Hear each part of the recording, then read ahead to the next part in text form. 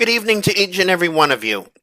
On Darlene. behalf of both Downstate New York Adapt and Southern Minnesota Adapt, I want to sincerely welcome all of you to our fourth annual Traveling with a Disability presentation. I can't believe it is already 4 years that we've been doing this presentation, and it has been a true pleasure to present it each year. My name is Brandon Heinrich. I am one of the co-coordinators of the Downstate New York Adapt Accessibility and Transportation Working Groups. It is my pleasure to introduce our speakers for this evening. It's a real great pleasure for us to present this presentation again, as always, and to give all of you a chance to interact with us at the end and share your own personal experiences traveling with a disability. Before we get going this evening, I just wanted to provide a couple of housekeeping tidbits for you. Everyone has been muted upon entry. We ask that you stay muted until the end when we're ready to take questions, and we will happily allow you to unmute. You can raise your hand and then unmute, and then you can ask your questions. And one of our speakers who you direct that question to, or anyone who you direct the question to, can answer that question as we go forward. To mute yourselves or unmute yourselves if you are a JAWS user, it would be Alt A. To both mute and unmute. To raise and lower your hand is Alt Y. If you're a JAWS user, if you're a Mac user, that would be Option A and Option A to mute and unmute, and Option Y and to lower and raise your hand. If you're on the telephone, standard telephone call-in, it would be *6 to mute and unmute, but I see no one is on the phone, and to raise your hand would be, raise and lower your hand would be *9 for both. If you're on an iPhone, to raise and lower your hand, you go to the bottom of the screen, it says React, and then you click that, and it's raise and lower hand right in there, respectively. So I thank you for advising for the raising the camera. I'd like to again begin by introducing our first speaker this evening. We have a wide range of topics that we're going to discuss this evening, and I'd like to first turn it over to Jessica Della Rosa, who is speaking solo this year. Her significant other has had other plans this evening. She usually comes with a pair, but this year she'll be on her own and she'll be discussing a wide range of traveling topics. So take it away, Jessica. Hi, y'all. How are you this evening? I'm glad to be here again. Um, so my name is Jessica, and I am, as I always introduce myself, a delicious Puerto Rican. I'm voluptuous, as I like to call myself, anyway. And I have all long brown hair. I'm fair-skinned, and I use a power wheelchair for my mobility. Yes. So give me one sec because I'm on my phone here. All right. So I've been traveling a lot. I love traveling. Like one of my rules for when I started dating Jose was like, we must travel. Um, so we had to figure out and be creative as two people with disabilities navigating travel because we travel with a lot of equipment, and we had to I had to make sure everything went smoothly for him. Otherwise, I knew he would never travel again. So, with that being said, we have a little bit of experience. So, Marisol's helping me run my slide because I'm in the middle of moving. So everything is a little bit chaos. So she's my lovely assistant for this evening. So if I say next slide, that's for her. So go ahead, Marisol. Thank you. Next slide. So as I mentioned, I love to travel, super adventurous. I've been to different places. I went to the Bahamas, Haiti, Canada, a bunch of different places. And I was the former Miss Wheelchair New York 2016. My platform was on children with disabilities. I just had my first baby 9 months ago, and he is not a child with a disability, but traveling with a child as a person with a disability is difficult. Next slide. Okay, so I have this broken down into sections. So this first one here is airplane travel. So when you're preparing to fly, You should definitely make sure, especially when you're traveling with any type of equipment, that you don't get any layovers. When you add a layover, it makes the risk of your equipment being damaged or lost, so much more. Um, I I don't think I've added in this slide, in this presentation, but a new trick that I have learned over the years is to put an air tag in your equipment on your equipment. And I advise people when I tell them this to tuck it in a place where nobody can see it. And I only say that because, I don't know the character of people, and what if they see it and they take it off, and I don't know what the motive for that would be, but I always advise people to tuck it away. I tell people to velcro it like under their seat or something like that. Um So I also advise people to purchase their ticket on the cargo loading side of the plane, and it's typically the right side of the plane. So this way you can see your equipment being loaded on and off of the belt, um, to avoid not to avoid, but to like you can record them while they're loading it on and off. Um, and I guess that's the biggest thing, just so you can see them.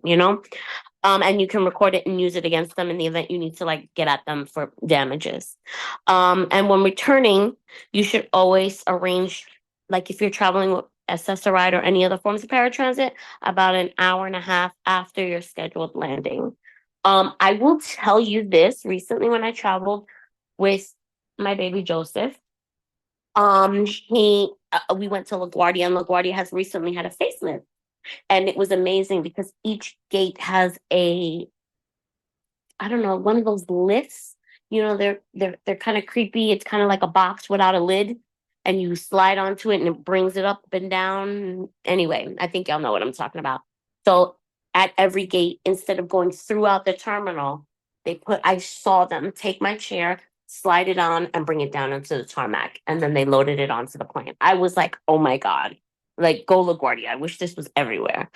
Um, so I'm saying that to say that take that into account when you're scheduling your transportation, because if you're not in LaGuardia and they don't have such ease of moving your equipment, it can take a while for you to get off of the plane. Next slide, please.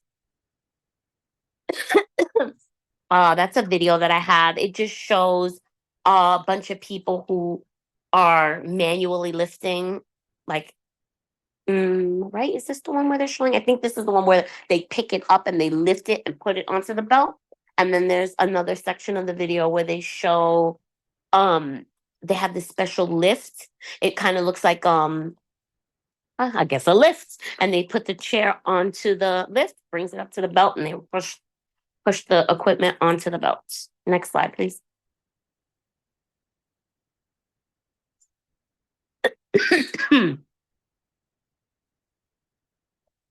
Okay, so your seat pan. So for us wheelchair users, your seat pan is underneath your cushion where your bottom sits.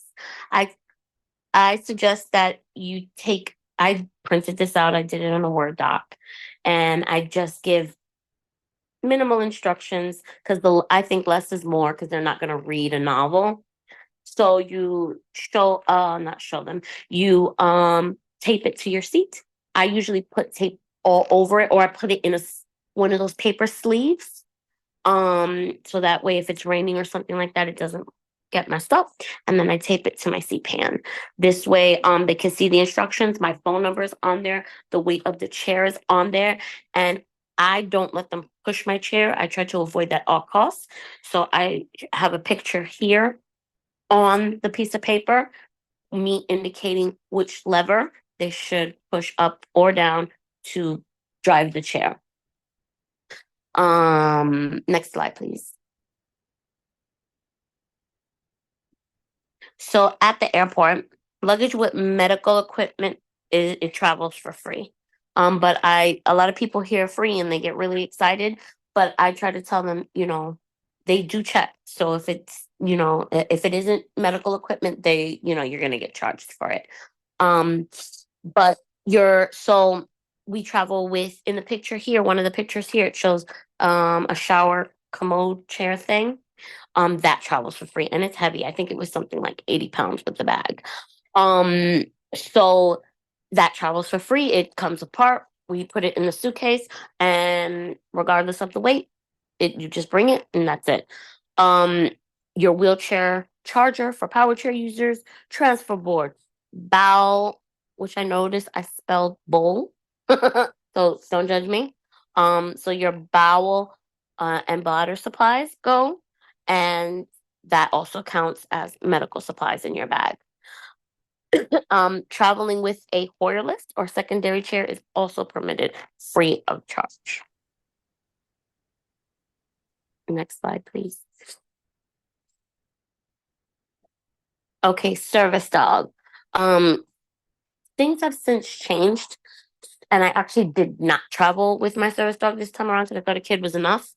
Um, so I don't really feel too comfortable speaking on it because it's been a while. But I know harness and you don't have to be holding on to the leash kind of thing. They don't ask for IDs in the most part, but I always pack it just in case. And your poop bags. And they have relief areas in the airport, especially a lot of them that got a facelift. They're so much nicer. Next slide, please. Maya Manas. Here pictured is the Hoyer lift that we travel with. This one is collapsible and foldable. And so this here is folded down and that travels for free. And then the second picture there is our transfer board. Next slide, please.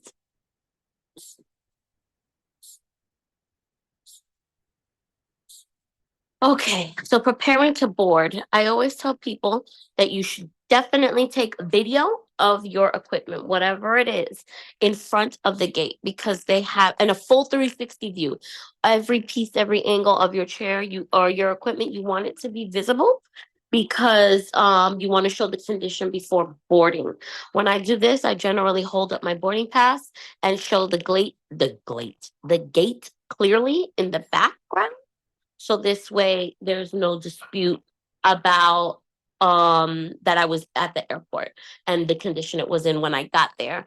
Um and the carpet is a huge indicator for them. I remember once I forgot to get the gate and I was like, no, but I was at blah blah blah. And they were like, yeah, we can tell they have distinguishable carpeting in airports. And then you get a gate claim tag. So make sure you put it on a secure location on your equipment so it doesn't accidentally fall off. And if you need an aisle chair, you should definitely request it before board time. Next slide, please. So this is my joystick. Not everybody has this same setup, but what I do is in one of the pictures here, you can clearly see my joystick and where it attaches to. Where it's plugging in at.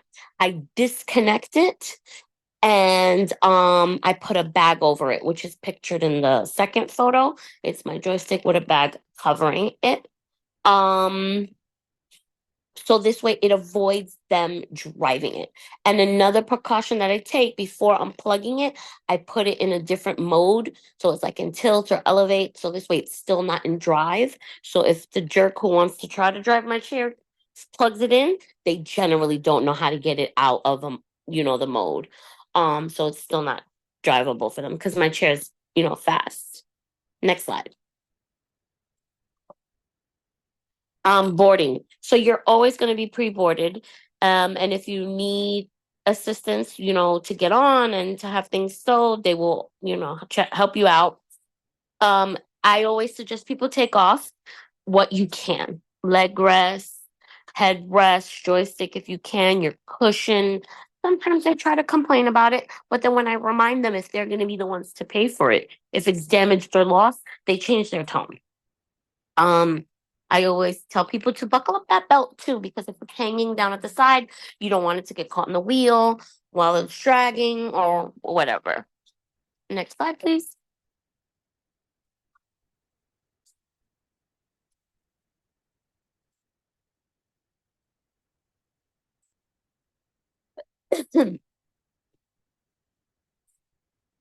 Uh-oh. Did it go? I can't see. Oh, yeah, there we go. So secure parts that can come off. That's a huge one. Um, this picture here is my partner's wheelchair. He has a center mount leg rest, so these don't come off. So what I mean by securing it is in the picture, you can see the center mount and there is a yoga block behind it because when the leg rests are all the way down, these are power leg rests. So when they're all the way down, there's usually a gap in the back. And let's say it's stowed underneath the plane and it moves around, or something like a luggage slips off and slams into it. Because there's room behind it, there's the potential for it to get bent backwards, right?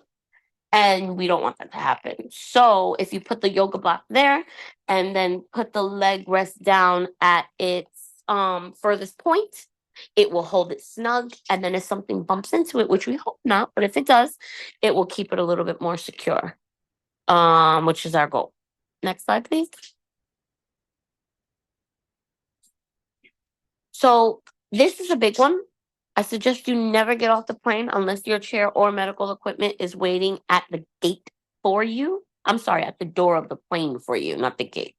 A lot of the times they try to push us off of the plane so that they can clean it and get it ready for the next crew and passengers. And for me personally, I'm like, well, that's your concern, not my concern, right? So if you had a better system of this, such as LaGuardia's update, then I wouldn't have to be sitting here. And I'm not going to inconvenience myself or hurt myself by sitting in an aisle chair. And like, what if it tips over? Those things are not secure. Those things are very wobbly. Even I can independently transfer, and doing that is risky. So for me, anyway. So yeah, I definitely suggest you wait until your equipment is there. And then also, super important, you must check all your equipment, wheelchair, walker, whatever, before you leave. Because once you leave, your claim that you would have to submit for repairs is just like not valid. Even if you walk out the front door and think, "Oh, I didn't do that," they're kind of like, "No, you went out the door. It could have happened in that 10 seconds you stepped out the door." I've seen this happen to people plenty of times. So even if I've had to do this at like 2 o'clock in the morning, unfortunately, and you still got to do it because you want them to do it. You never want. I see people do this all the time, and it drives me insane. Don't go through your insurance. It is not the insurance responsibility. It is the airline's responsibility to make any and all repairs. Next slide, please.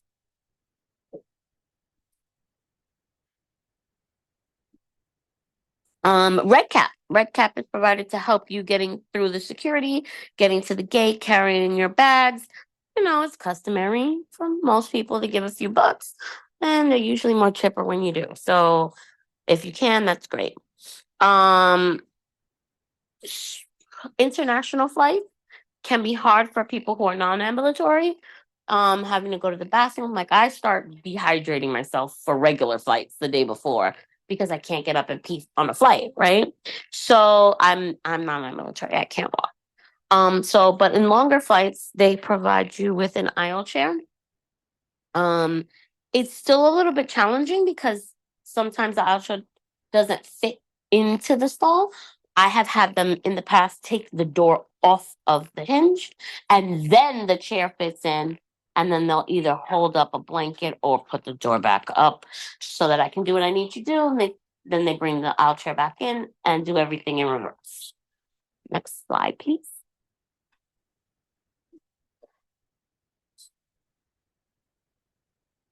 Preparing for your destination. I just want to point out this picture here is me in Canada.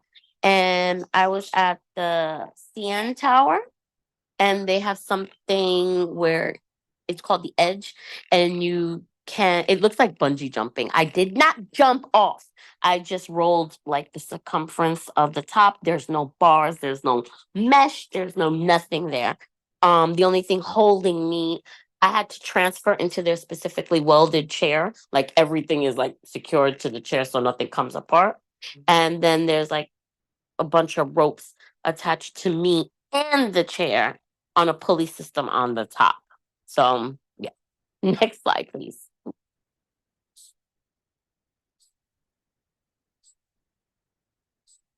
So hotels. When you're scheduling, you accessibility features, it can be helpful to contact the staff and explain your physical needs. I remember when we went to Puerto Rico, we requested pictures and they were kind. When I went to the Bahamas, they were not as kind because their laws are different. But they provided pictures because there's things like you don't think about, like whether it's a boxed frame and if the legs of the Hoyer lift can fit under or not. um Sometimes how the how many rails are in the shower that you may need. You can also tell them to remove any additional furniture for like a long stay. If you're there for like more than 4 days, I always tell them, "Hey, can you take out the coffee table and the chairs? I came with my own chair, like I'm good." And they're usually really good about doing that. Next slide, please. Here pictured is Jose with the Hoyer lift in the background, and this one, the picture was a little deceiving because this actually is a boxed frame. Luckily, it was still manageable. The box frame was smaller than the frame of the bed, so there was still wiggle room, and it worked out, thank God. But it was something we knew in the future to ask about when we were booking our hotel. Next slide, please.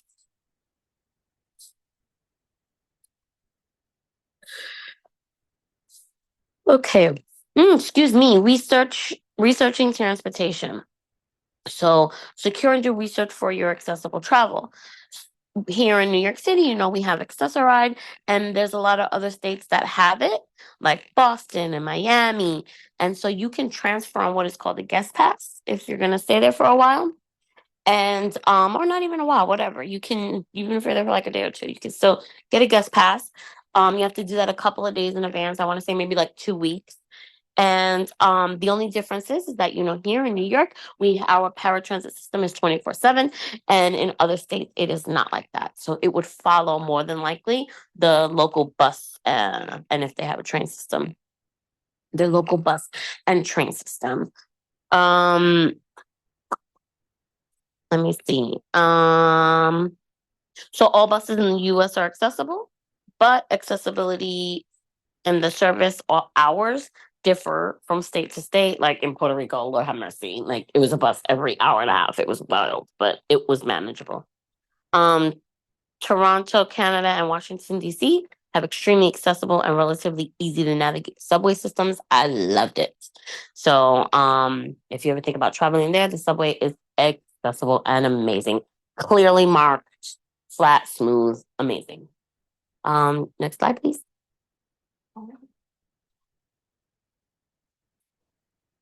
So we were trying to figure out how we were going to get from the airport to the hotel with all of our luggage, the Hoyer lift, the shower chair, and our regular luggage.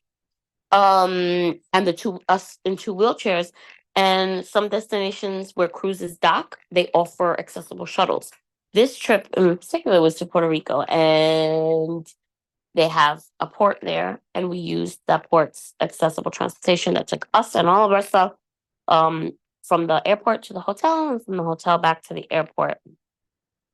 You can also use them throughout your stay, but they're a little bit more on the pricey end. I mean, it's convenient, but if you just want to go ahead and shell out the extra bucks, do it. Next slide, please. Uh, If you don't have access to travel equipment like a Hoyer lift or something like that, you can always reach out to your local disability organization like United Spinal. Um, they're like their local chapters and stuff, and they might be able to assist you. Also, medical supply stores can rent you equipment a lot of the times. Um, we all hope that nothing ever happens to our equipment, but you should definitely look for a repair place in the area that you're staying at, just in case. It's just good to have in the back of your mind and have ready. We know somebody who was stuck out in Canada. Now, Canada's, a little bit different because it's another country, but um, they they had an issue with their chair breaking, and they were in the elevated position. So they're like 8 feet in the air and couldn't get down. And anyway, it worked out for them, but they didn't, do the research in advance. Um, if you forget any travel equipment or accessories, try to contact the local organizations or metal supplies. If available, you can always do overnight shipping. One night we learned this the hard way. We brought the Hoyer lift but didn't bring the sling. How useful is a Hoyer lift without a sling? Duh. So we had to overnight one, which was pricey, but we needed it. Next slide, please.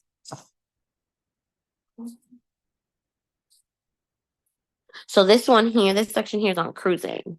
When preparing to sail, depending on your own personal insurance and its restrictions, you may want to consider doing traveler's insurance in case of a medical emergency. Most people I know do it. They say it's great. It costs a little bit, but it's that peace of mind. You can get like helicoptered out of there if anything happens, God forbid. You reach out to your cruise line accessibility service department and they answer questions about the accessibility on the room. You need to fill out specific documentations to secure an ADA room, which I love. And if you don't physically need one and they see that when you get there, they're just like, yeah, you got to switch rooms, which I enjoy because, yeah, they think people want the bigger space, but it's not about the bigger space. It's I need to get in the bathroom. And then not only that, but the door isn't as wide. Um, so like maybe you're somebody who needs a shower and you might need that room, but it's not only the shower you're taking away, it's the door. So anyway, I like that they make sure that you need it. Um if you're unable to use a manual chair, avoid ships that need to tender. Tender is when the ship is too big and it can't dock at the island directly. So you have to get on a smaller boat. And a lot of the times they don't allow a power chair. So you have to transfer to a manual chair and use the manual chair on the island. Next cruise. Next cruise.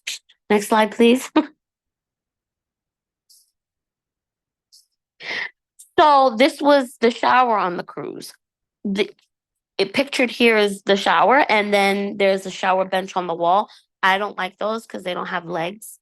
I don't feel safe. I feel like they can just drop down. So I found a piece of furniture that I just shoved in there.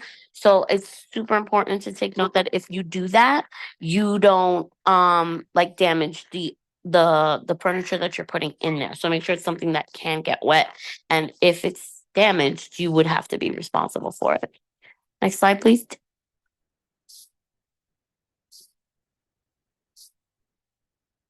Accessible excursions. A lot of people tell me, oh, I can't do the excursions.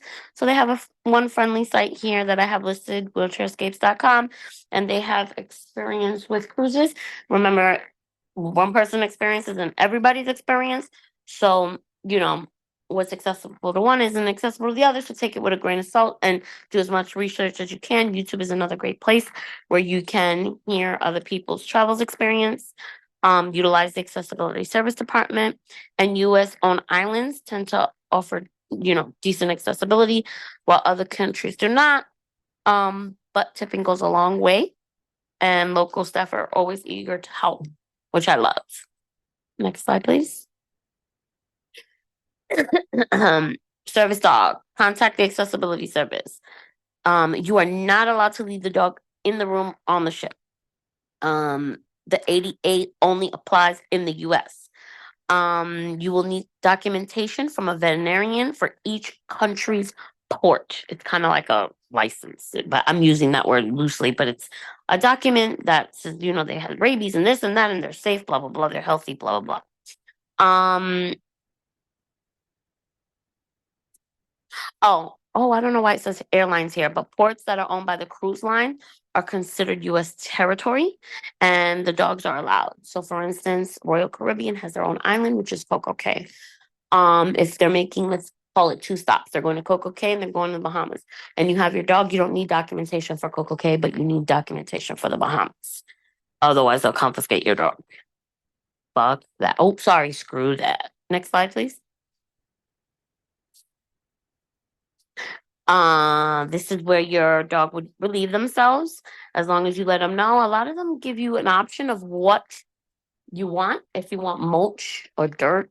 And then they had a third option, but I can't remember what it is. But the relief area, that's their relief area, and it's in the back of the ship. And you see that they have a garbage there for you and extra mulch or whatever you would need to use during your stay. Next slide.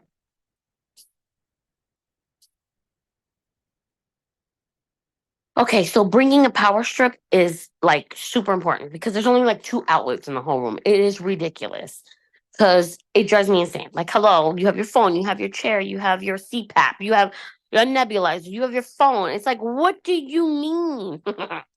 Um, be mindful of any allergies. I remember my first cruise when they do their opening party on the night, they release balloons. Well, this cruise line did, and luckily I was rolling through the ship and I was looking around before the evening, and I noticed that there was a bunch of balloons suspended above me, and they had like a net, and the net was holding all of the balloons. And I was like, oh, I asked a crew member, I was like, hey, by chance, why is that up there? And they're like, oh, we're having a party tonight. And we let them go. And I was like, great, I can't come to that party. So, if you have some an latex allergy or something like that, you might want to inform the staff as well. Um, bring walkie talkies because when you're out on the water, international waters, there's no service. Um, and it was a lifesaver having the walkie talkies, so we can keep in contact with the group.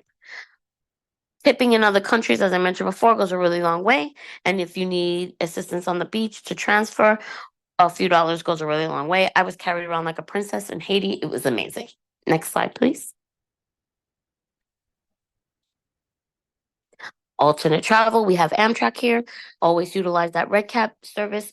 Us here on the New York side, um, the New York City side, the Moynihan station is amazing, fully accessible, wonderful ADA stuff helping. It's amazing. Um, they also have accessible restrooms in particular cars. So if you know you're on a long ride and you need the restroom, make sure you ask to be in a car where there is an accessible restroom. Greyhound, you have to contact at least in 24 hours. However, this could change because I haven't used Greyhound in a while. So make sure you check that. But you have to make sure that the bus that they're going to use is accessible. And if you have a connecting ride, you have to make sure that that connecting bus is also accessible just to avoid any hiccups in your road. But bum. And the mega bus we have here, PCAs ride for free. And when you're doing it online, you select mobility unit on the online form when purchasing your ticket. I think that's it, but can I see the next slide, please? Yep. Safe travels, everybody. Don't let the scary things you hear discourage you because they're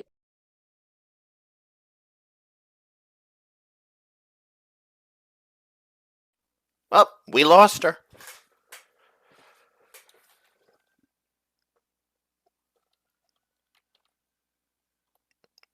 All right, well, she was finished anyway.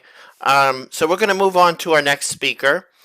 Our next speaker is Marilyn Tucci. And if you've heard all the things that this woman has done traveling over the years, you will be amazed. She's only here to tell us some of those things now.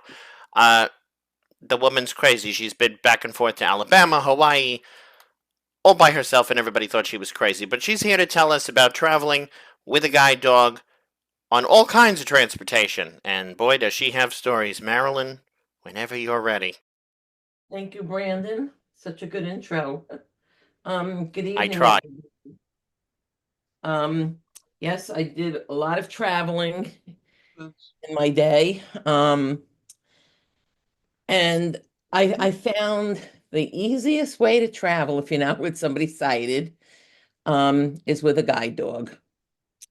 And I've been using guide dogs for over 36 years, and I've just found it to be great when I go places and all my dogs. I have a new dog, by the way. Tomorrow I'll have her 2 months, so she hasn't been many places except on paratransit. But she will be going places. But all my previous guide dogs have traveled with me to many different places, and um, I've been on the planes. And what I do is when I'm going on a plane and I do a lot of traveling by myself, I alert the airlines that I'm coming on with a guide dog, and somebody meets me at the gate. Well, before the gate, they meet me and walk me to the gate and put me through, the check-in. And then I go to where the gate is, and when the plane is ready, they usually board me first. And I usually get off the plane first with the dog. Um, so I've only had a few minor issues, but I will share my last big issue because I actually did a system change in Florida at the Orlando airport. Um, I was with a friend and we had spent a week at the villages in Florida. Going there, no problems. Everywhere we went in Florida, no problems with the dog. Going home, which we thought, oh, this is going to be a breeze. Now we're on our way home. I had this agent that started to harass me about the dog. So we were going through security, and everybody knows the dog wears a harness. There's some metal on the harness, and they have a choker collar. So of course, the dog is going to beep when you walk through that security thing. And the dog beeped. So I said it's probably, the metal on the harness and the chain. So this woman says, can you take off that thing? And I said, are you saying the harness? Or that's what you're talking about, that thing? And she said, yes. I said, by law, I don't have to. And my friend is like looking at me like, because she saw problems were going to arise. And she goes, please just take it off. Let's get through this. So I'm like, I don't want to, but all right. So I took the dog's harness off, and they asked me to go through again. I go through first, give the dog an extended leash, call the dog. And again, the dog beeped, you know. So it was really the metal detector that beeped, but they go, can you take the collar off? I said, no. No, I would never take the collar off. That's my control of my guide dog. I said I didn't really have to take the harness, but I did that. So this woman said to me, well, um, give the dog to your friend to hold, and you're going to have to go through the security again. I said, why? I didn't even beep. I have nothing on me. My friend is going, just please do it, Marilyn. So I did it, and I came through. I did not beep.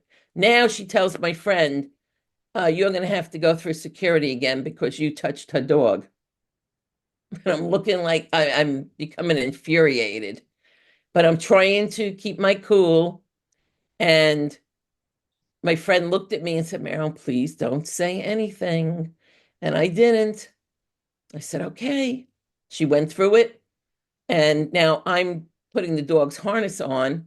And she said to me, you're going to have to go through security again with the dog. And I said, what? I said to her, this is harassment. And I said, you are breaking the Carriers Act law right now. So with that, there's a standoff now because I'm not doing it again. And I said to these three gentlemen well, there was two men standing there that I knew of. And I said, can you please call a supervisor over because she's harassing me? The one man goes, she is a supervisor. I said, well, there's somebody above her, and I'd like them to come here because, as you can see, this is harassment. So she said something to me, and I yelled throughout the airport, lady, you are pushing it now. I was like really to the point that I just couldn't take any more with her. And these two guys didn't want to do anything. And I said, you wait. You wait till I get back to New York. You all broke the law and you're in trouble. You just wait till I get back there. So the woman let me go. And when I got back to New York, I wrote them a letter that was unbelievable. And I immediately got a letter back from them an apology from them because the following week they had over 3,000 blind people coming in to the Orlando airport, and they were NFB people. And they said, yeah, we don't want any problem with them. So they made it a point, and they apologized to me. I actually spoke to the one gentleman had called me on my job to also verbally apologize. And he said to me, we normally don't do this, but I want to let you know. We didn't fire them, but all three men and that woman. I said, I thought there was only two men. He said, no, there was another man there. He said there were three men and one woman. The woman that harassed you, they've all been demoted and retrained. So I was like, wow, thank you. So I went to my boss with the letter, and he said, wow, you did a system change in Florida. And I said, yes, I did. So, it's just sometimes you have to stand up for your rights no matter where you are. You could try to do it nicely, but sometimes nice doesn't always work. All my dogs have been on, besides the planes, they've been on the ferries. I've gone over to Connecticut and again by myself with the dog. Um, and I go back. I've never had a problem on the ferry with the dog. Um, I've been on the Amtrak with the dogs. In fact, I like Amtrak because when they do stop, the conductor usually said, if you want, you can break your dog now. So, or you can go and take the dog for a little walk and stretch a little bit. And I like it because the conductors watch me when I'm off the train. And then they let me know when to come back. So I've never really had an issue with Amtrak, and it's a very enjoyable ride on Amtrak, even for the dog. Um, I've also been on, of course, buses. Um, Years ago, I took Greyhound, and that was a little bit tough for me and the dog because those buses really don't have much leg room. And I remember I sat in the back and it was close to the bathroom because I didn't want people stepping all over the dog, and she had to be a little bit in the aisle because there was no room for her. So I didn't really enjoy taking the Greyhound bus as much as, other means of transportation. Um, so traveling with a guide dog is a lot easier, like I said, for me, and I like the dog guiding me places. Um, I also used to travel with my cane, and I went down to Alabama with a cane, and I also went to Hawaii with my cane and a baby, and I came back with two babies and a cane.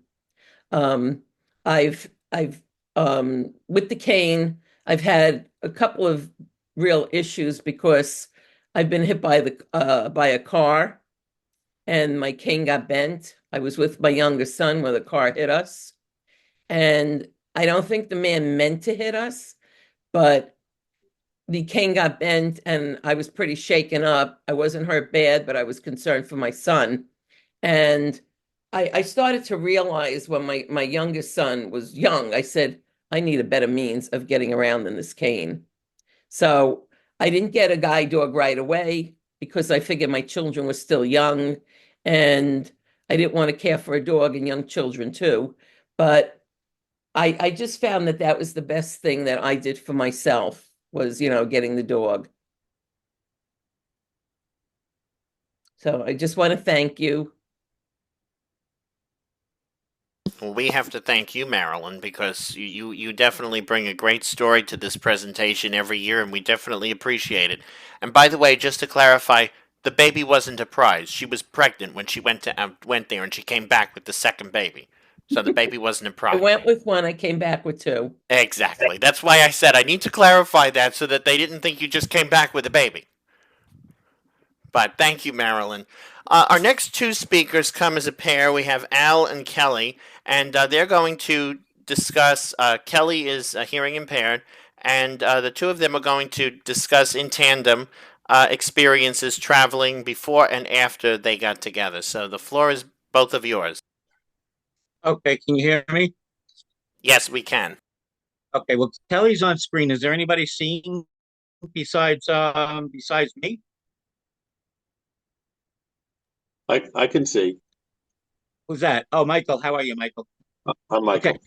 Hey, Brian. Nice to see you again. Brandon, nice to hear from you. And Kelly's going to sign, and Kelly's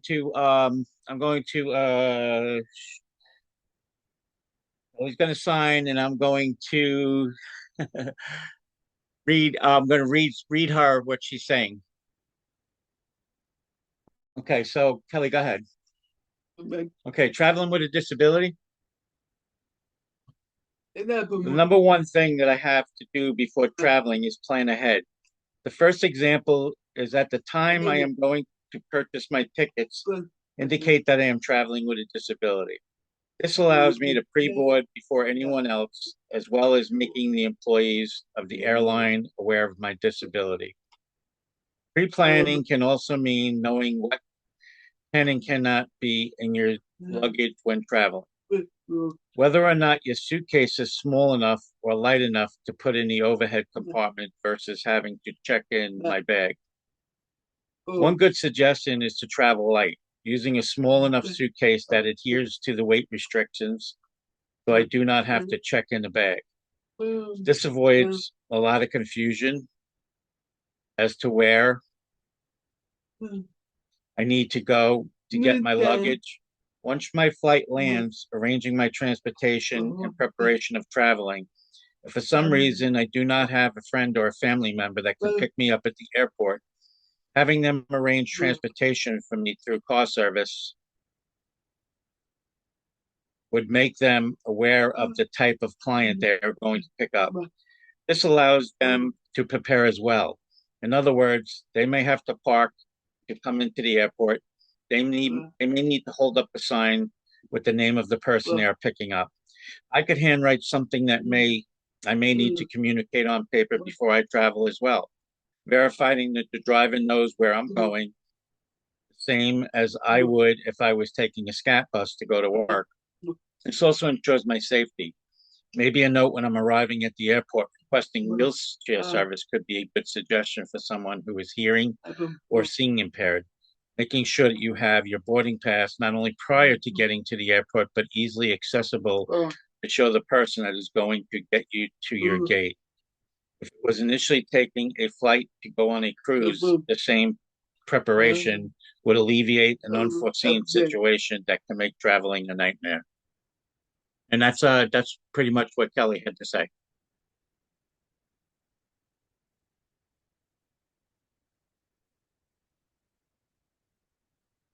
You there, Brandon?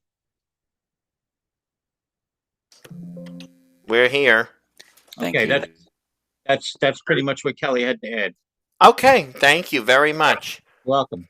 Thank you very much. And Al, we definitely miss you. We miss you too. Thank you, Brandon. All right. Oh, I Kelly. was gonna. Sorry, Brandon. Kelly also wanted to add that her uncle was a keyboard player for the Bee Gees back in the day. He was blind. Oh, wow. Wow, wow. Wow. Excellent. Thank you for adding that. Yeah, you're welcome.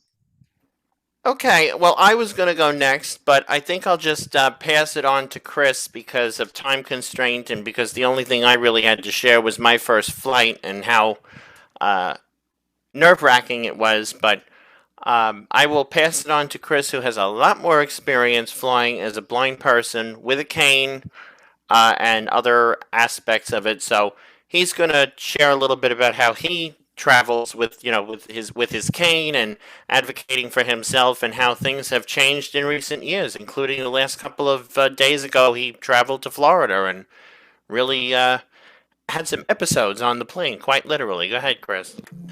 Well, good evening, everybody. I'm very glad to be back here, and it's hard to believe, as we've said in the beginning, this is our 4th annual Traveling with a Disability presentation. My name is Chris Murphy, and I am the chapter leader for Southern Minnesota ADAPT. I am a half Native American male sitting in my bedroom right now, and I am totally blind and I'm wearing a headset. So I have been flying by myself for, I would say, 22 years, give or take. I don't exactly remember the exact number, but it's close to it. And over that time, I have learned an awful lot each time I fly, and I learn a little more each and every trip I take.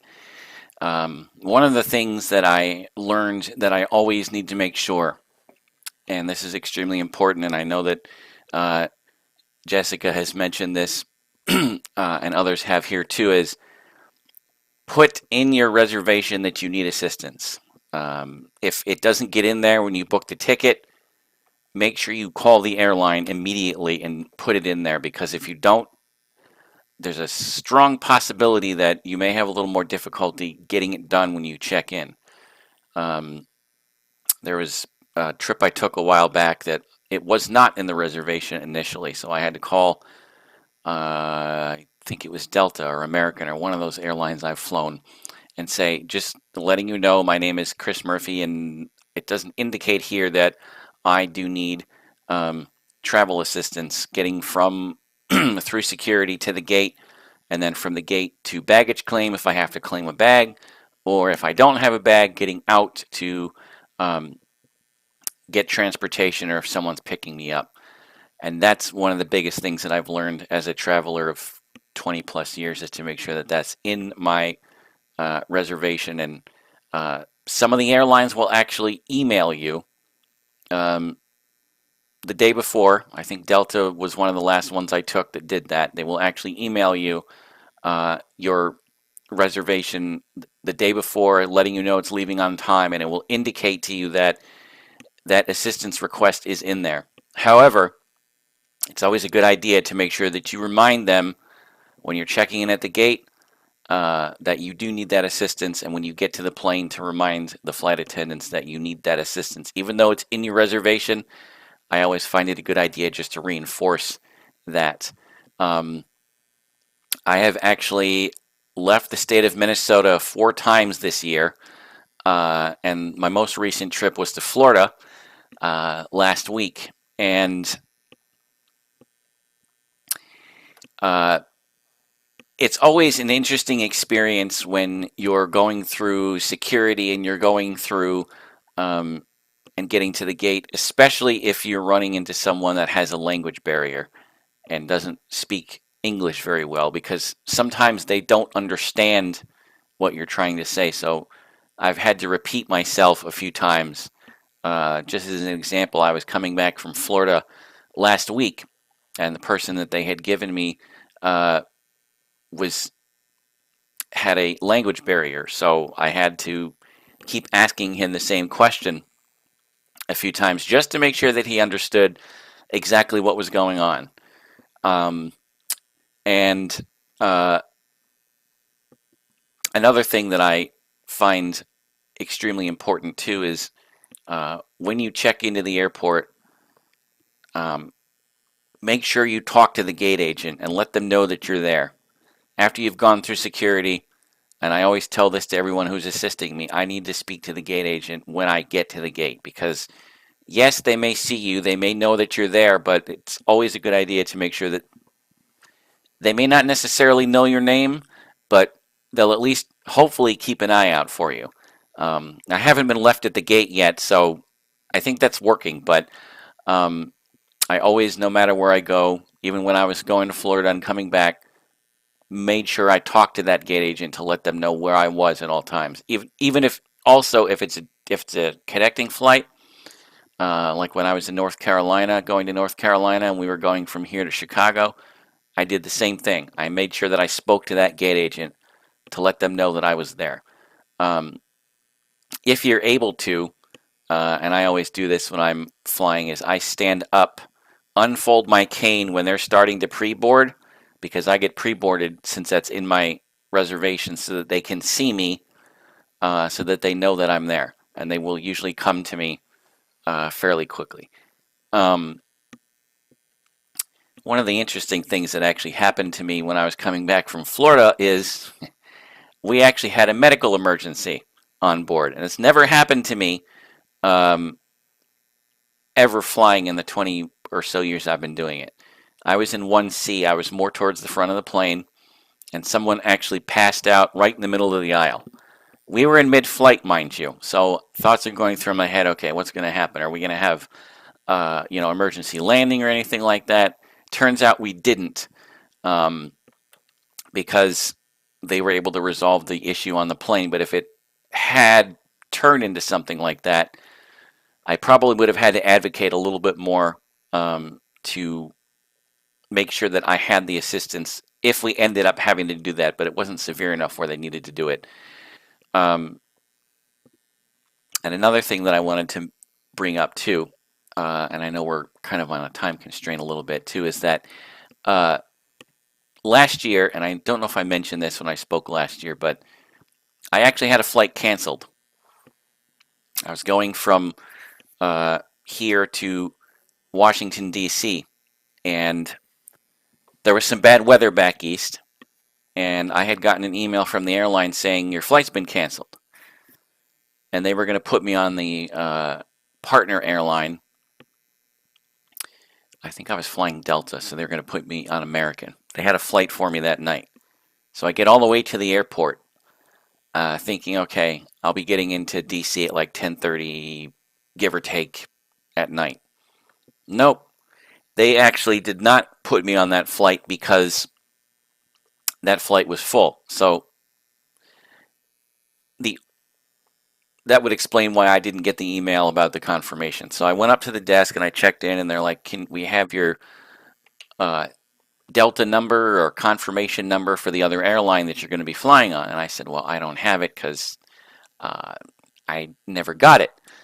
So I'm an hour and a half away from my house, in the cities, when I'm in Minneapolis getting ready to go to the airport. So I was talking to the person at the check-in desk, and I said, what can we do, because I need to get to DC either later tonight or sometime tomorrow. So they put me on a flight leaving, I think it was like 6 something in the morning, going through Charlotte, Charlotte, and then getting me into DC later on that afternoon. And I said, well, I'm an hour and a half away from home. What can we work out to make sure that I'm going to be able to get this next flight? Because it was really early in the morning, and well, it wouldn't have worked out to leave so early. So they actually were very accommodating and put me up in a hotel right by the airport. And actually, it worked out well because the person that was working the front desk is actually legally blind herself. So she had some idea, at least, of what assistance I may need. And one final thought that I wanted to add here, too, is that there have been a couple of occasions, the last couple times I've flown, where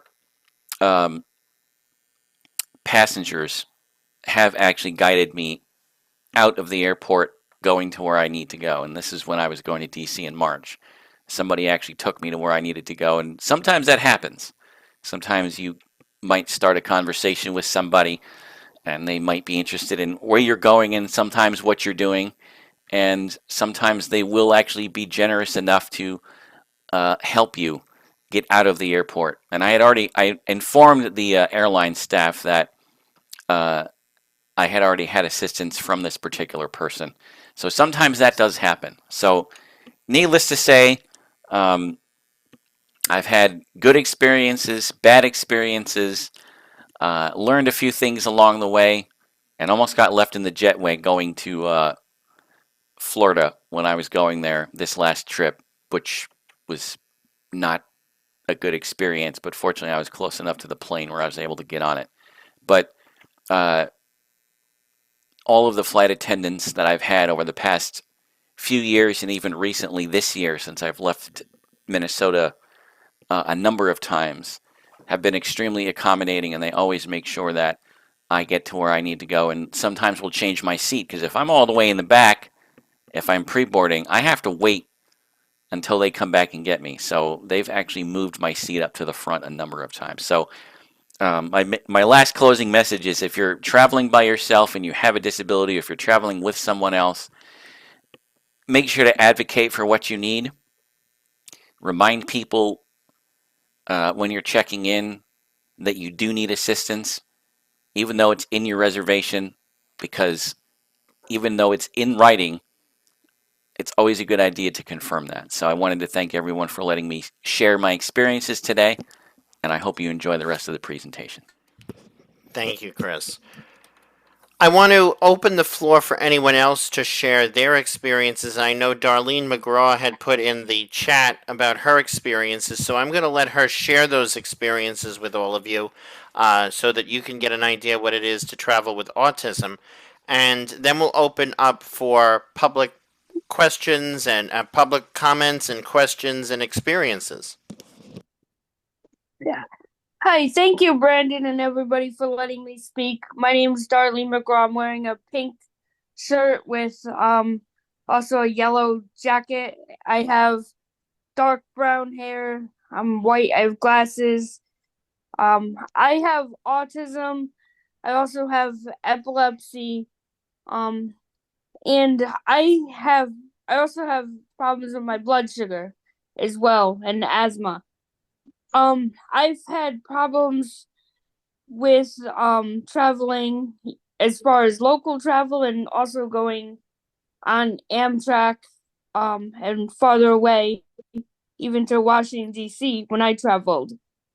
I have um a medical device called Vagus Nerve Stimulator, and I have a Dexcom. It's a continuous glucose monitor, and I can't really go through a lot of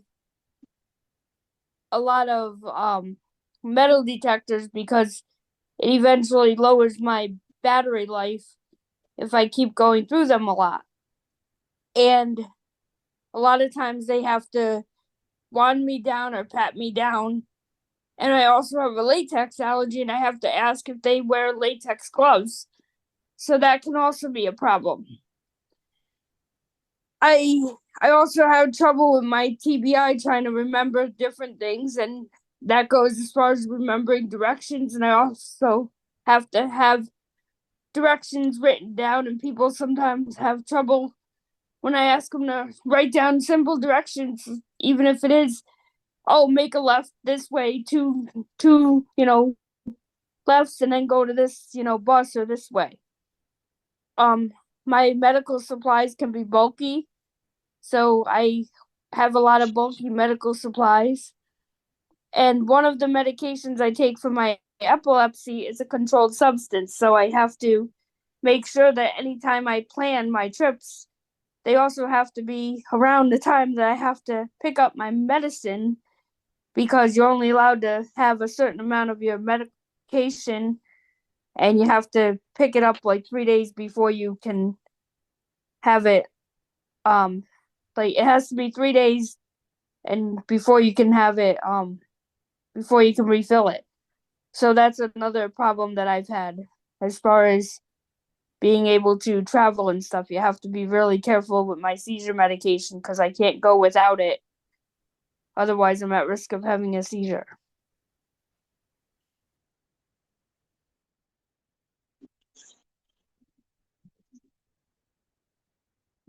And that's it. Thank you, Darlene. Michael, you had your hand up. Thank you, Darlene, for sharing. But Michael, you had your hand raised. Sure. Hi. My name is Michael Ring, and I'll give people who don't know me a quick verbal description of my appearance. I'm a 61-year-old white guy who's wearing a green T-shirt, and I really need a shave, but whatever. Um, I I ran the New York City Marathon on Sunday, and I only did it because of the ADA. I have a mobility impairment. It took me 9 hours and 19 minutes, so I started early and I finished at night. And last year I ran the Berlin Marathon, and they didn't give me an early start. And I want to just add on to what something Jessica said, is that the Americans with Disability Act is not transferable when you go someplace else. Um, they have their own laws, and different countries, some countries are very accommodating, and some look at you like you have two heads when you say, hey, I have a problem, I need some help.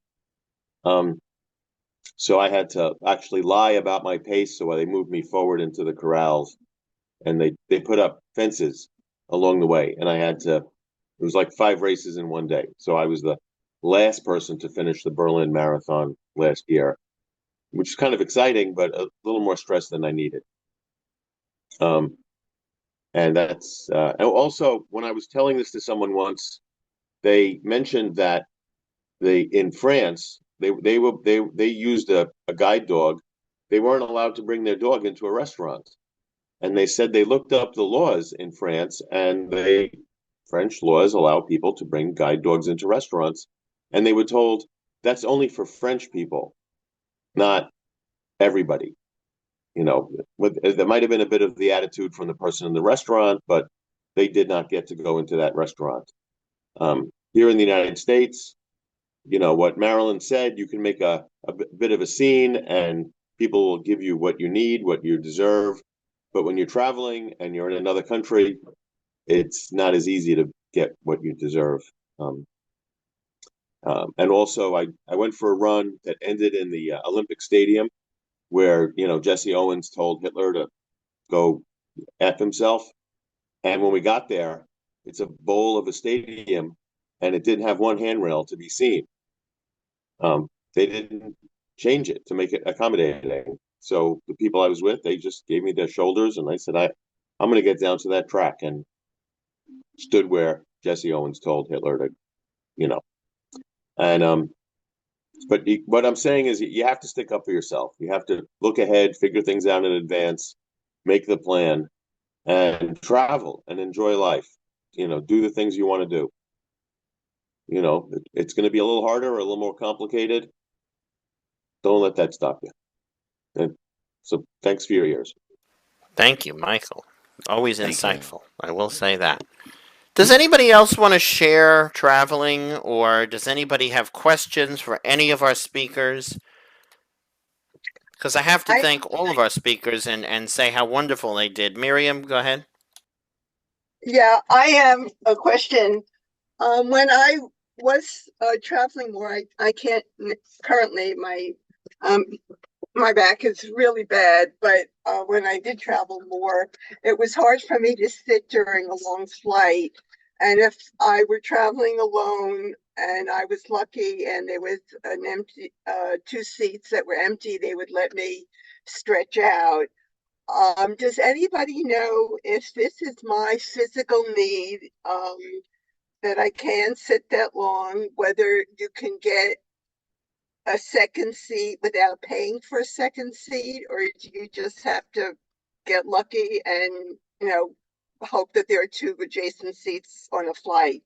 Is there a law that would allow me to have two seats without paying for two seats?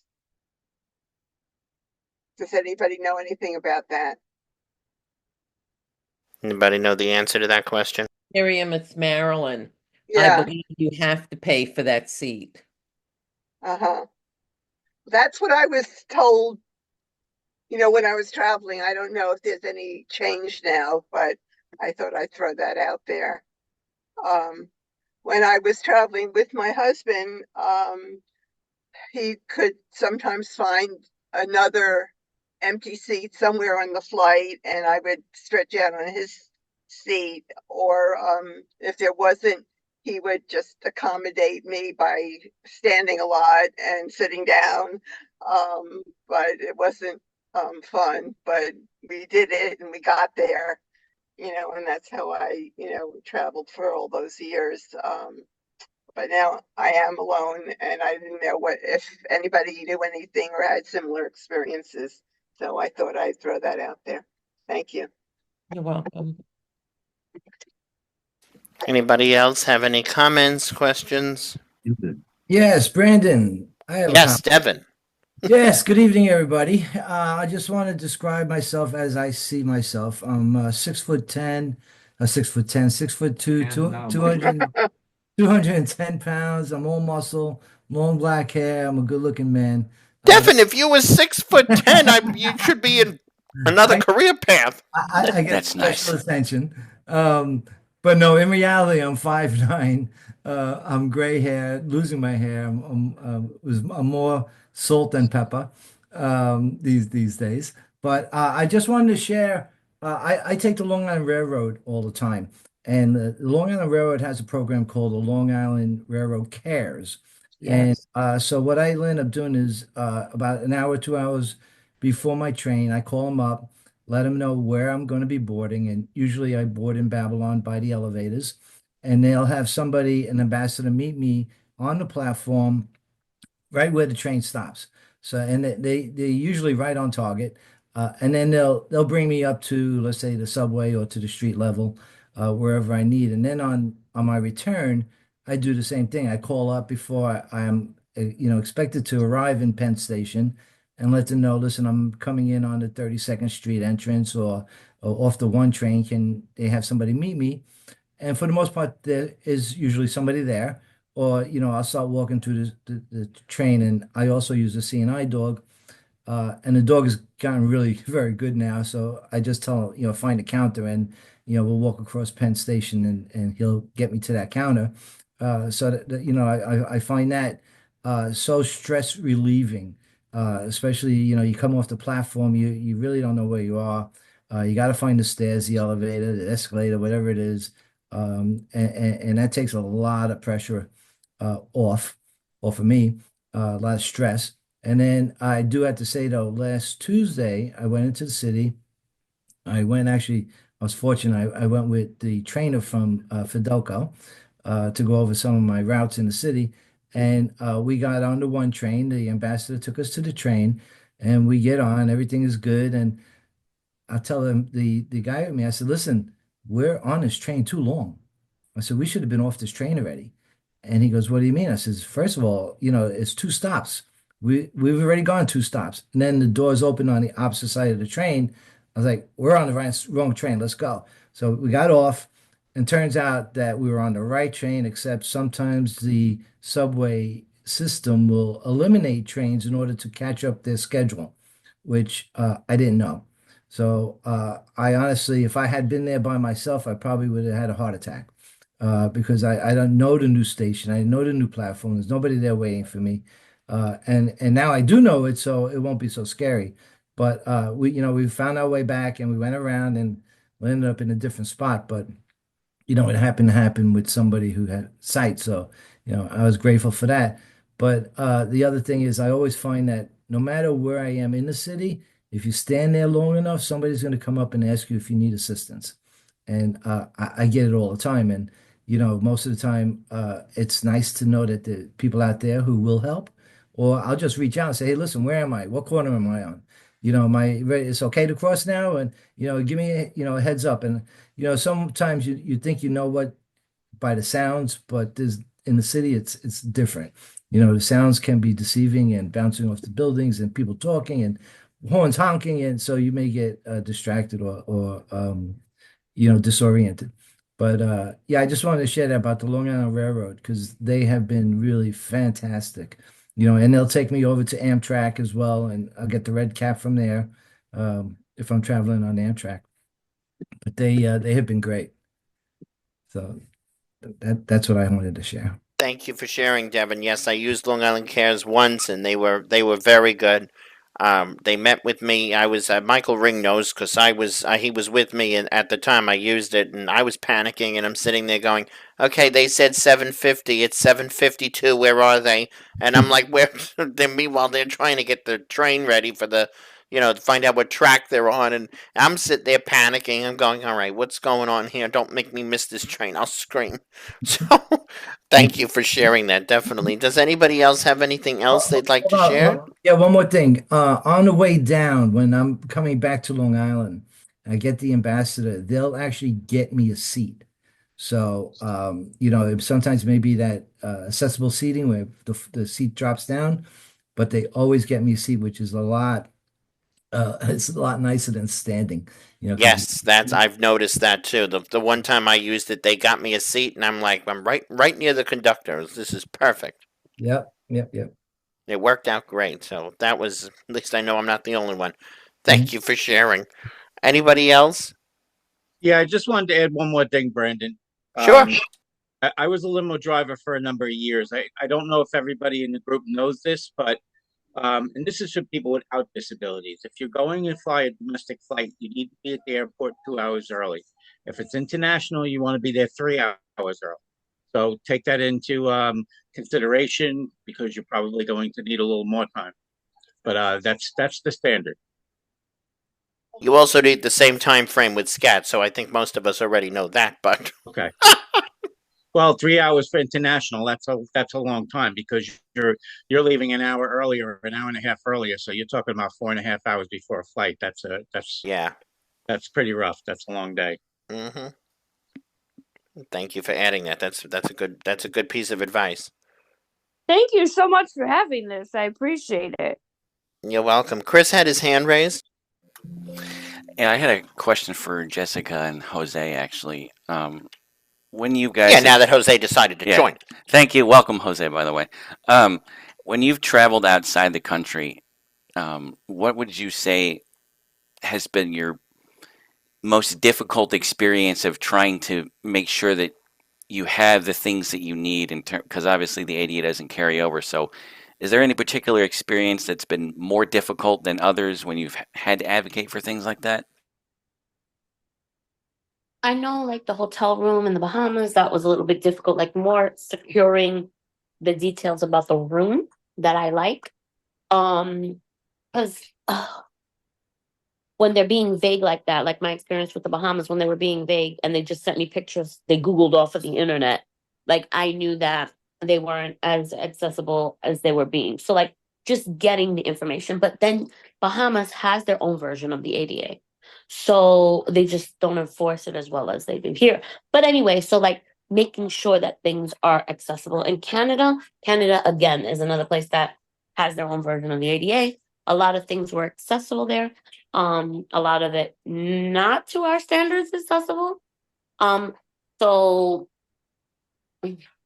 I guess to just to make sure that things are, especially where we're staying, because like using the bathroom, taking a shower, that sort of thing is super important, and making sure that we can access the bathroom and the shower, the toilet, the shower, and all of that. So um yeah, getting the information on that has been my biggest challenge.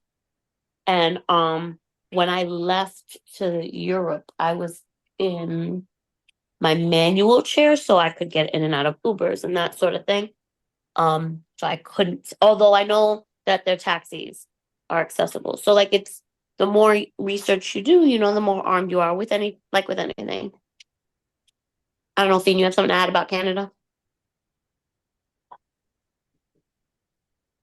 Oh, maybe he's not there.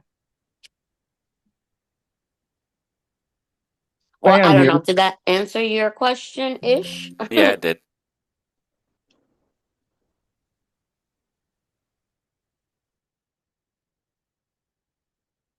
Anybody else? Any other comments, questions, concerns, grievances? How accessible is Montreal, Canada? Can I tell you something? Montreal was the worst. The French Canadians, boy, I want to slap them in their mouth. That was when we went to, was it Ontario? I think it was Ontario, and then the falls, Toronto. Toronto, and the falls. Like that was good. But Montreal, it's very old. The accessibility wasn't that great, and the people were assholes. and well, it was bad, but I think the hotel room made it very unpleasurable because they had like three very small elevators, and only one of them was working, which made the process of leaving the hotel extremely painful. Oh, God. And we both didn't fit in the elevator at once. Like he had to get down, and then 45 minutes later, I would be down, and vice versa. Oh my God. Yeah, I hated Montreal. Oh, That's how crazy. horrible. Oh. I thought trying to leave the hotel the last morning of the Nile conference was a pain. There's only, one working elevator? Oh my God. Any other questions, concerns, anything? Who wants to go traveling? Anybody? Anybody want to go take a trip? I I do. sure do. Traveling to a lot of events like this Sunday with, Disabled in Action. I go to Best Buddies monthly events. I do it all. Hmm. Yeah, you are all over the place, definitely. Hmm. Definitely, the NYC subways are pretty accessible, according from my perspective. I'm not sure about from a totally blind perspective, but I know that if I like travel, I plan ahead like in a week in advance with there's an app called Exit Strategy, EXITSTRAGETY.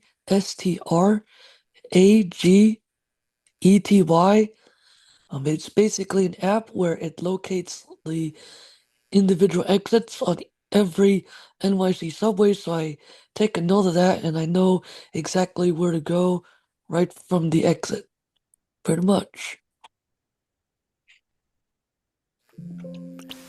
Thank you, Good to Ted. know. Good to know. And if you're looking for a DJ, this guy is your DJ. Oh yeah, and I play Just to everything. let you all know, he was a great DJ on Saturday. Yeah. Well, one thing I would add is that in New York City, I didn't know this was only a local kind of thing. On the Uber app and on Lyft, you can scroll down and request a WAV, a wheelchair accessible vehicle. That only exists in 8 or 9 markets in for Uber and Lyft.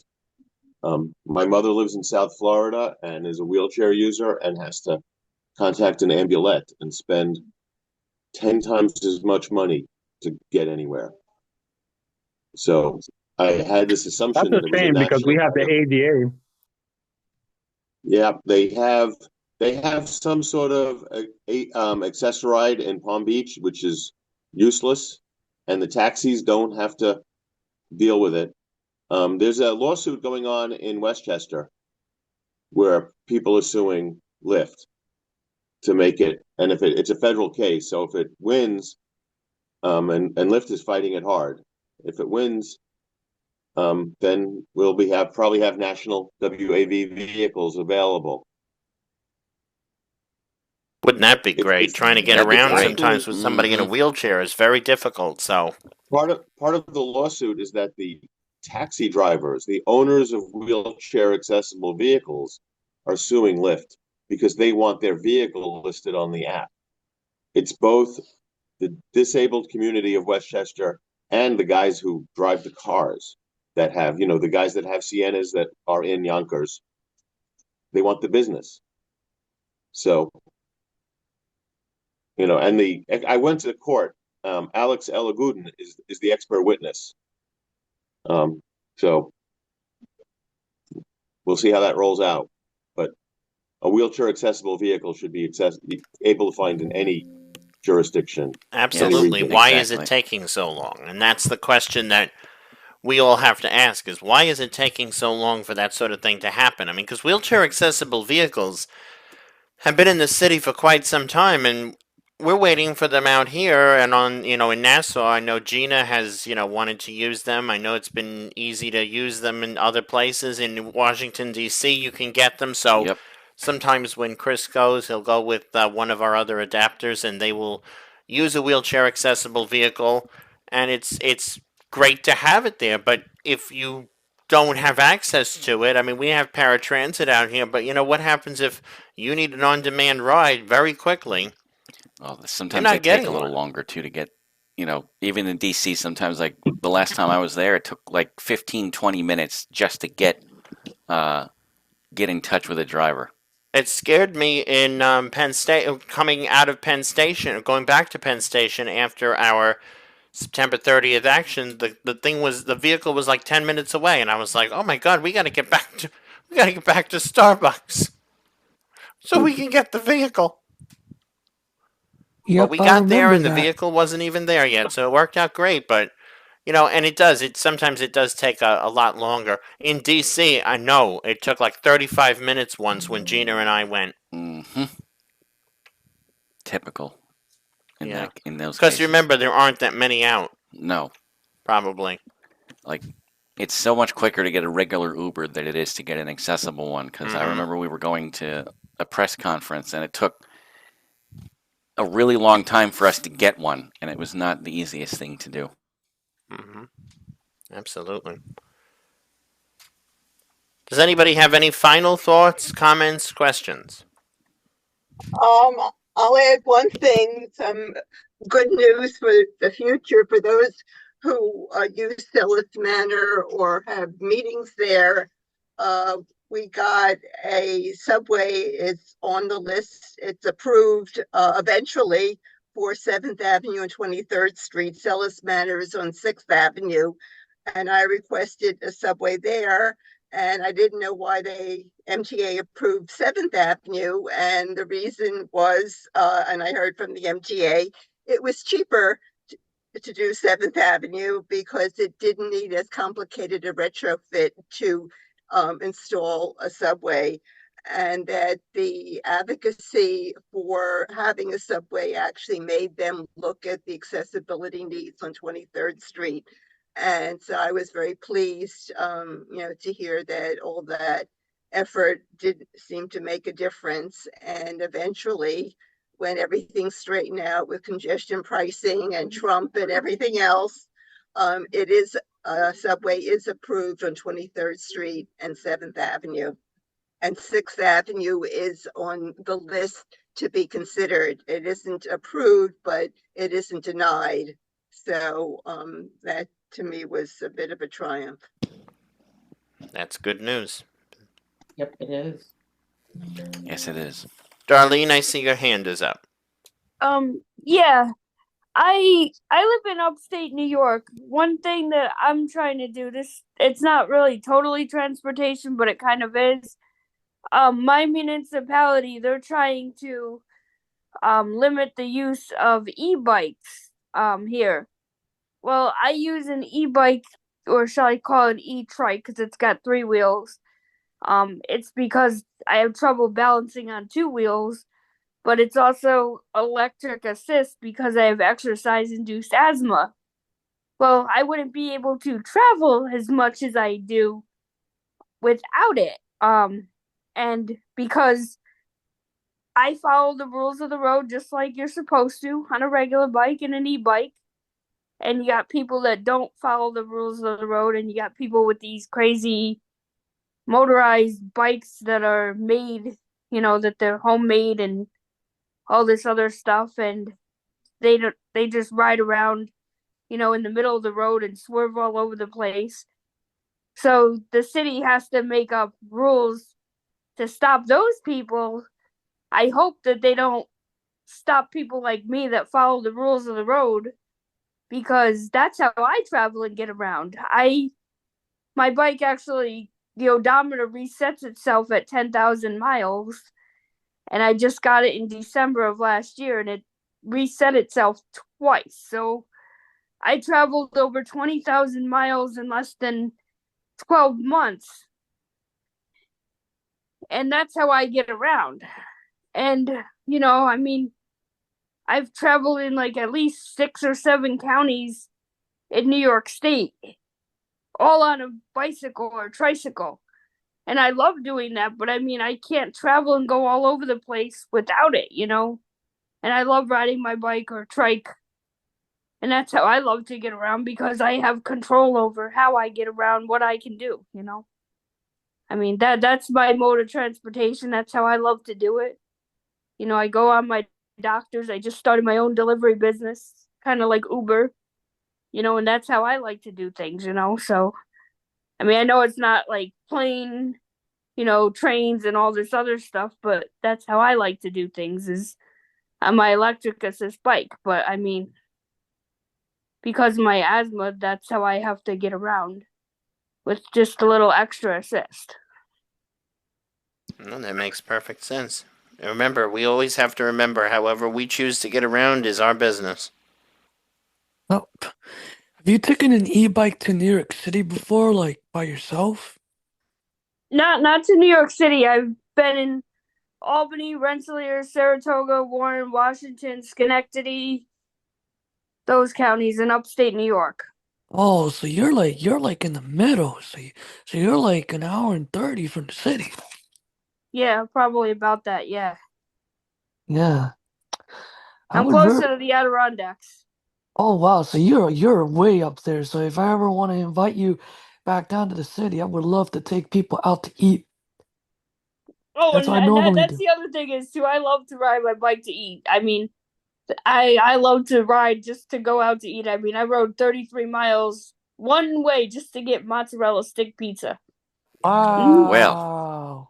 Oh heck yeah! And I work in the summer. I work at SPAC, SPAC, what is that? Saratoga Performing Arts Center. Ooh, that, It's over by the racetrack, up by Saratoga Racetrack Oh, wow. in ooh, Saratoga Springs. that's So they crazy. have good music. They have ballets up there, all that sort of stuff. A Down lot of here, school districts have their graduation up there because they're too big. Their schools are too small, so they have the graduations up there. Yeah. here in New York City, we have a lot of like performances coming up, and all of them are very accessible by transportation. So, in about 2 weeks from today, I will be going to a autism-friendly showing of the Radio City Christmas Spectacular with two groups. One is called Hankering for More, which is part of Young Adult Institute, and the other one is called Best Buddies International. They have an Albany chapter and they also have a New York City chapter. And I will be using the subways as normal person to usually get there. And we also have to think about, okay, I will be inviting my friends. So I would usually like to see, like, if they get there safely, making sure that they get to the right areas because traveling from the subway exit to Radio City, such as like walking, can be daunting if you don't know the exact area. Well, So I've always been afraid to go to New York City. It seems too big. I mean, I've been down there when I was a kid, but I mean, even as an adult, I mean, it seems so big, and I don't know. I've kind of wanted to go back down there with other people, but I mean, it just seems so much. I mean, can I give Brandon my information to give to you or something, or can I write my info you in can like write the it chat? you can write it in a direct message in the chat. Okay, I'll give you the chat. Yeah, And what is your name again? Kevin. My name is Kevin. Kevin. Kevin. Okay, I'll put it in the chat for you. Yeah. All right. Okay. Does anybody have any thoughts relating to traveling with a disability before we end? Brandon, the only other thing I was going to add is that you obviously you go through a lot of different obstacles. You got to change with the times. I'm wondering, you mentioned Uber a lot, Lyft. I'm wondering how things are going to be, how much of a challenge things are going to be going forward when you do travel someplace else and you do call for a Lyft or an Uber and you have a car show up that's driverless. Oh, God. We don't even want to oh know boy, at this yeah. point. We don't even want to think Mm-hmm. about that. But That's I can tell scary. you that if one shows up and there's nobody in the driver's seat, first of all, I'm going to be haunted by it. Like, who's driving this thing? Nobody. And then I don't know how I'm going to feel about it. I would like to own one of those one day, but right now, I don't know. I don't know what to think about that. Anybody I, else want I'm to weigh in on that? I'm Don't completely run. looking forward to it. I live on a busy intersection in Brooklyn where I watch drivers go through the red light, block the intersection. It's a one-way street with two lanes, and they make a right turn from the left lane. Driverless cars will follow the law. They're getting better. Drivers are getting worse. I'm not afraid of driverless cars. I'm looking forward to them so I can cross the street. It's I hope it's going to so. be scary, but it'll stop traffic jams because people will stop causing gridlock. That's my opinion. Anybody else have any comments on that one? I'm kind of nervous about it. I'd be nervous, but airplanes go into cruise control. They do it. It's not. I'm not so worried. And a driverless car isn't going to have a drunk driver. True, as long as it's not one of those ugly cyber trucks. Yeah. Exactly. Exactly. Yep. Well, on behalf of Southern Minnesota Adapt and Downstate New York Adapt, I want to thank all of you for joining us tonight. This has been another successful presentation. Not as widely attended as last time, but I do see there are a lot of views on Facebook, so people are watching there but not being part of the discussion. But if you'd like to become a member of Downstate New York Adapt and want to learn a little bit more about Downstate New York Adapt, if you live in the downstate area, you can visit www.dnyadapt.com. And you can send us an email at dnyadapt@gmail.com, or we have a phone number 631-333-6229. That's 631-333-6229. And holy cow, that wind is strong. Chris, if you want to give your Southern Minnesota info. Yep. If you're interested in Southern Minnesota Adapt, you can contact us by email at smnadapt@gmail.com. That's smnadapt@gmail.com. And you can also reach us by phone at 507-200-1689.